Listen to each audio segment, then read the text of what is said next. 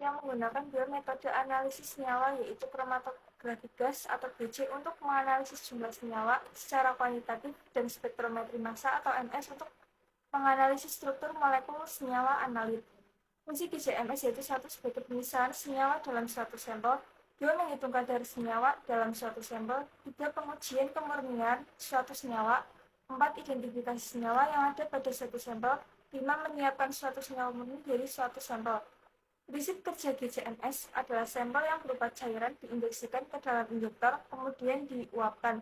Sampel yang berbentuk uap dibawa oleh gas pembawa menuju kolom untuk proses pemisahan. Setelah terpisah, masing-masing komponen akan melalui ruang pengion dan dibombardir oleh elektron sehingga terjadi ionisasi.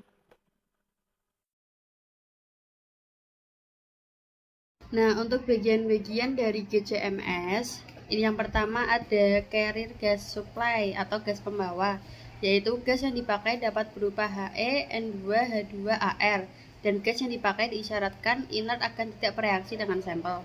Yang kedua ada injection system, itu sampel yang akan dianalisis diinjeksikan dengan jarum kecil melalui diafragma silikon, sekat atau sektum. Yang ketiga ada kolom,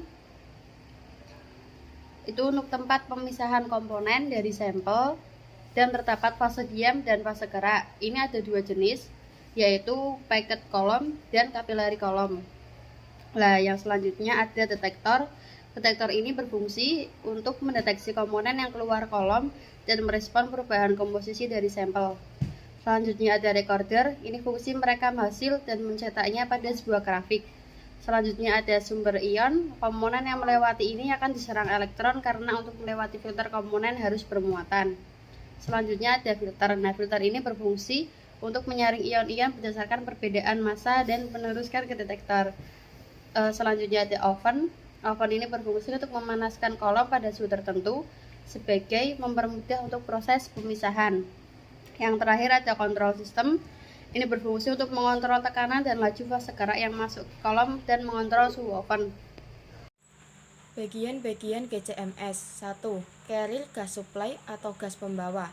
Gas yang dipakai dapat berupa He, N2, H2, dan Ar. Gas yang dipakai diisyaratkan inert agar tidak bereaksi dengan sampel. 2. Injection system. Sampel yang akan dianalisis diinjeksikan dengan jarum kecil melalui diafragma silikon atau sekat atau septum. 3. Kolom.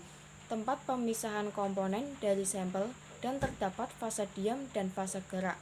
Terdapat dua jenis yaitu packet column dan capillary column. 4. Detektor. Berfungsi untuk mendeteksi komponen yang keluar kolom dan merespon perubahan komposisi dari sampel. 5. Recorder. Berfungsi untuk merekam hasil dan mencetaknya pada sebuah grafik. 6. Sumber ion. Komponen yang melewati ini akan diserang elektron karena untuk melewati filter komponen harus bermuatan. 7. Filter. Berfungsi untuk menyaring ion-ion berdasarkan perbedaan massa dan meneruskan ke detektor. 8. Oven. Berfungsi untuk memanaskan kolom pada suhu tertentu sebagai mempermudah proses pemisahan. 9. Kontrol sistem. Fungsi mengontrol tekanan dan laju fase gerak yang masuk ke kolom dan mengontrol suhu oven.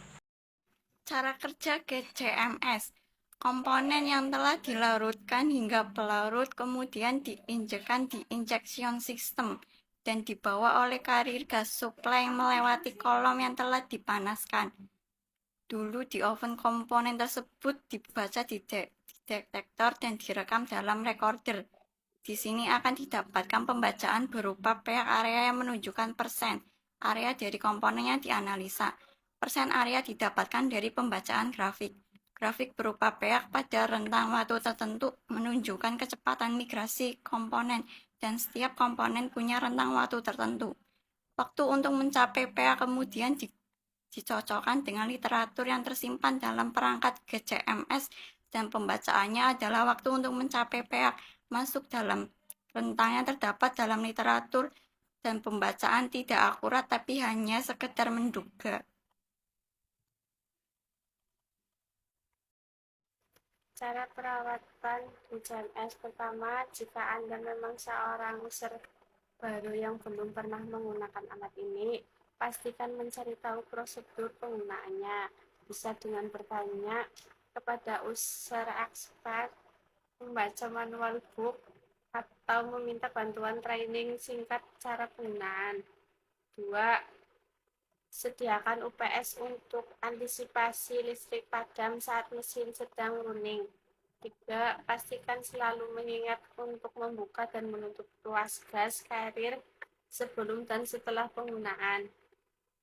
Selama mesin running, pastikan untuk menghubungi tim teknis. 4. Lakukan kalibrasi secara berkala, terlebih ketika alat gas kromatografi menemui pH yang tidak sesuai.